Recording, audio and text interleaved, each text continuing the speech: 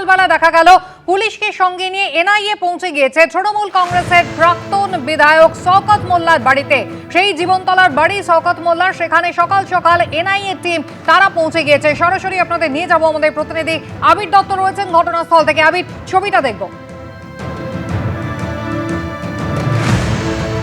দেখো, শুরুতেই তোমাকে ছবিটা দেখাবো। আমরা দাঁড়িয়ে রয়েছি জীবনতলার মৌখালিতে এবং এইখানেই হচ্ছে শওকত মোল্লা, প্রাক্তন তৃণমূল কংগ্রেসের বিধায়ক তথা 2026 সালে পরাজিত তৃণমূল প্রার্থী।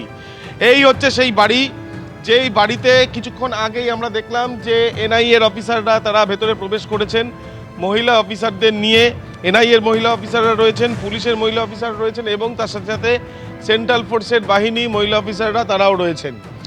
এই যে সুবিশাল বাড়ি বা এই যে বিশাল একটি জায়গা জুড়ে এই যে বাড়ি রয়েছে শওকত মোল্লার, তার বাড়িতে আসার পেছনে কারণ কি?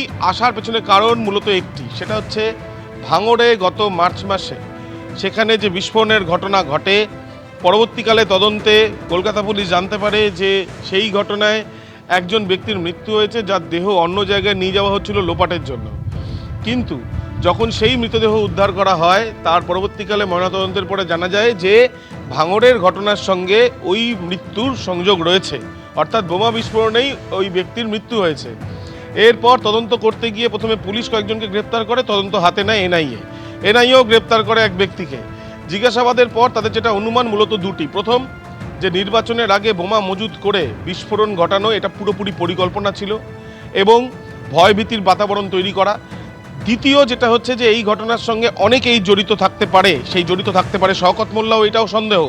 এবং সেই জন্য শওকত মোল্লাকে জিজ্ঞাসাবাদ করার জন্যই তার বাড়ি এবং তার পাশে আমরা দেখছি যে তার যে বাড়ির পাশে এই যে কার্যালয় রয়েছে, সেই কার্যালয় তৃণমূল কংগ্রেসের কার্যালয়, সেই কার্যালয়তেও কিন্তু তৃণমূল কংগ্রেসের ওই কার্যালয়তেও এনআইএর অফিসার। এবার ডান দিকের ছবিটা একবার অভিজিৎকে বলবো দেখানোর জন্য। একের পর এক এনআইএর গাড়ি এবং এনআইএ অফিসারদের আসা গাড়ি এবং তার সাথে সাথে সেন্ট্রাল ফোর্সের বাহিনী। আরও একবার দেখাচ্ছি যে পুলিশকে সঙ্গে নিয়ে একেবারে গেট বন্ধ রাখা হয়েছে। সেন্ট্রাল ফোর্সের দুই বাহিনীকে আমরা দেখছি গেটের কাছে এবং সামনে অফিসাররাও সেখানে রয়েছেন। দুজন মহিলা আসলেন এবং তারা বললেন শওকত কোথায় তারা জানেন না। শওকত মোল্লার ছেলে, তাকে ইতিমধ্যে জিজ্ঞাসাবাদের পরে একটি জায়গায় নিয়ে যাওয়া হলো, সেখানে আরেকজন আত্মীয়র খোঁজ করা হচ্ছিল, এখনও পর্যন্ত তাকেও পাওয়া যায়নি। তাকে নিয়েই এই বাড়িতে এখন তল্লাশি অভিযান চালাচ্ছে জাতীয় তদন্তকারী সংস্থার আধিকারিকেরা।